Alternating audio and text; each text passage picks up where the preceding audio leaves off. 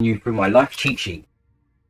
My life cheat sheet is a Excel sheet that I've been organizing, consisting of numerous categories of focus points. Through something called linguistic determinism, it is the understanding that your world, your perception of the world, is determined by your language or your linguistic range. So I've got key points on different topics or things that can use as landmarks to remind myself in different situations and try to develop a better mind. I'm going to show you what I've been developing and how I'm using it. Let's go into the computer. Hello everyone and welcome to my computer. This here is my life cheat sheet. Here I've zoomed out so you can see it more. You can see there's multiple color-coded categories to make it easier to identify at a moment's notice. Again, this is to look at life holistically as a whole, and then I can identify and assess different categories of a topic to make it easier to understand. Firstly, I've got health and fitness trinity. Then education, product of environment. They say you're the product of your environment, so I've got different things on how you can adjust your environment. Spirituality, development, communication, sociology, micro and macro, online businesses, financial and wealth tips, career, love, planning, etc. If I was just going to go straight in and talk to you a little bit about it, you'll see here it says do what is necessary first. Just short reminders. So basically, when you're thinking about health, do what is necessary first. With the health trinity, there'll be 4 stages. First one will be staying hydrated, considering that in the shortest amount of time without hydration, you'll die. Then proper diet, being the second most important thing to maintain better health. Sleep is equally important. And then last but not least, then formal workouts. You could almost consider it as a supplement to develop even stronger health. The next thing going down chronologically, you've got priming your body for the day. And this could consist of different types of exaggerated big movements, moving your arms as wide as you can and breathing in and out very dramatically. And what this can do is it can help you feel more like a winner. When you're opening your body wide and out, you are signaling to your body language that you are ready to receive, that you are open and that you are confident. You're not tucked away like a ball, like a small ball, because this will change your psychology through your physiology. How your body's moving is affecting how your brain is moving. Next, it goes through different categories of physical exercise. You've got anaerobic exercises. So this is if I get bored of one type, then I can think about other areas that I can be tackling. So you've got running, cycling, HIIT workout, boxing, walking, skipping, stairs climbers, and the Tabata protocol, HIIT training, circuit training. There's different types of muscle training, muscle strength training, compound exercises, calisthenics, isometric workouts using your own body weight as a weight.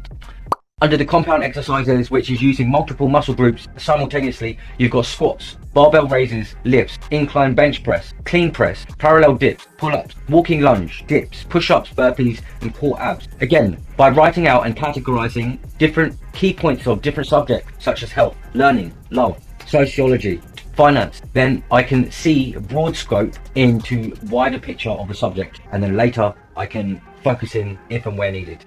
Under calisthenics, we've got polymetric body workout exercises. I researched it before, but that one I've forgotten what it actually is, so I'll have to look it out online. But that's the point of this, because then I don't need to memorize all the topics. I can always look it up. Pyramid training, starting with heavier or lighter weights and increasing or decreasing the weight and increasing or decreasing the rate. Plumpelism is the ingrowth stomach when you take types of growth hormones, or your testosterone goes high that your organs are growing at the same rate as your muscles. Hot and cold contrast therapy is when you switch from hot to cold temperatures of water or whatever in very short paces of time, and this is to shock your central nervous system, and there's a number of different health benefits that consists of.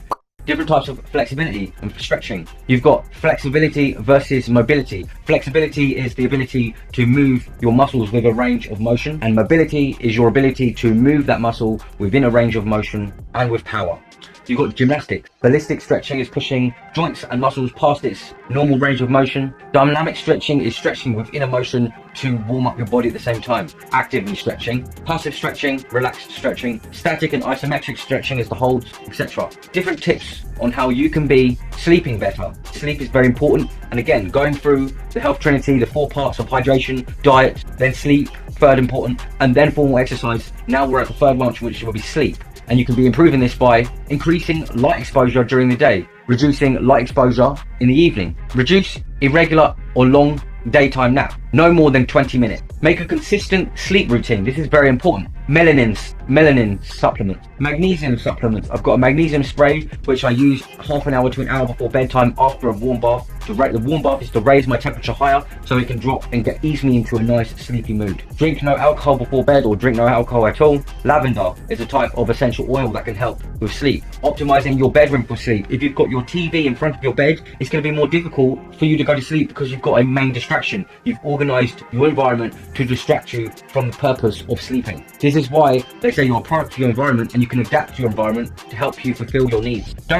Do not eat late in the evening. High density carb foods is going to make it more difficult for you to break down foods while sleeping, and you're not going to get the best sleep that you can. Your brain's not going to be relaxing because it's going to try and redistribute energy for other things. Getting a comfortable bed. You're asleep for around a third of your life, so a comfortable bed would be ideal. I personally threw away my bed, and because I can deal with not the most comfortable of beds, the floor with a bunch of cushions is sufficient for me. Morning, exercise regularly, but not before bed. If you exercise in the morning, you are releasing loads of endorphins and all the chemicals in your body in the morning, and then you get to reap the benefits throughout the day. Don't drink any liquids before bed because then you're going to wake up and you're going to need the toilet. I half disagree with this in the sense that you can use water as a tool, as an alarm clock, a natural alarm clock to get you out of bed in the morning by drinking a glass of water before you go to bed, and then you're going to wake up at X amount of time. You're going to have to understand your own body to know how much is too much water at that point. And blocking your clock so you don't look at it. If you start looking at your clock, you're going to start paying attention to this sort of thing, and in the end it's going to make you more alert and annoyed. Low frequency sounds.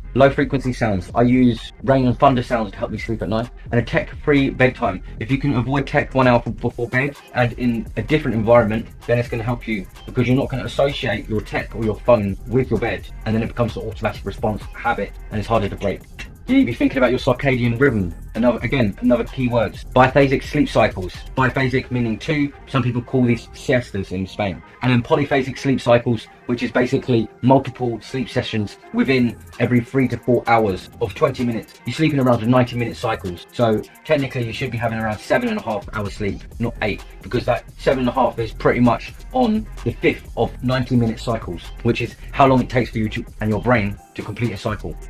This next section is on diet master shopping list, a master shopping list. So you have like generic things that you know that you need. You write it as a shopping list, a master shopping list. So when you go to the shop, you can check that if you've got these items, and if not, you know what to get. And you've got a track where you don't have to repeatedly make the same checklist over and over again, which is what I was doing previously. These are different tips on how to help you when you're shopping, when you're going food shopping. Because if you buy snack foods whilst you're at the shop, you've already lost the battle. Make a shopping list and stick to it. That's why I've got the master shopping list. Have a budget. Never go to the shop hungry. So always eat something before you go out. Otherwise, when they put all the sweets in the cashing and queuing areas, you're going to be more likely to be eating sweets. That's why they purposefully do that. It's strategic. Have smaller meals through the day.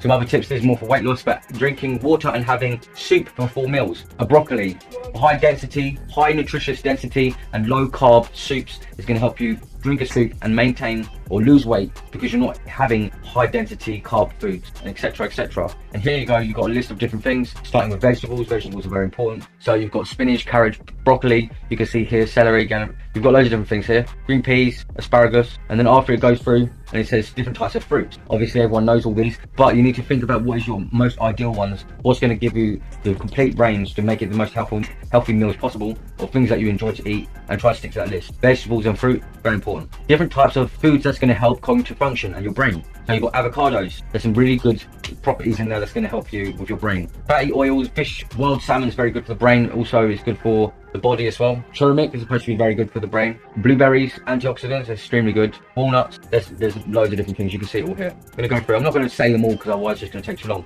Then I've got lists of different things on how you could be making protein bars. So I've got a shopping list specifically for if I wanted to make protein bars at home. Got different ideas of drinks, lists of different things: coconut milk, oat milk, green tea, coffee, pomegranate juice, lemon water, homemade, cucumber water, homemade. These sorts of things I can be preparing for in the future to maintain a healthier lifestyle. Nuts and seeds, different types of nuts and seeds, different types of spices that are really good for you. And then you've got different things like intermittent fasting, 8 to 16 hour rule, paleo diet, ketogenesis, and stomach microbiome. Again, all these types of things is going to be very, very important for you to be able to wide scope view an idea of health and fitness, and you can go through a list of different things. This is the only thing that I'm going to cover today, which is one of many parts here. Maybe something's going to be useful for you, and later I might even give away the free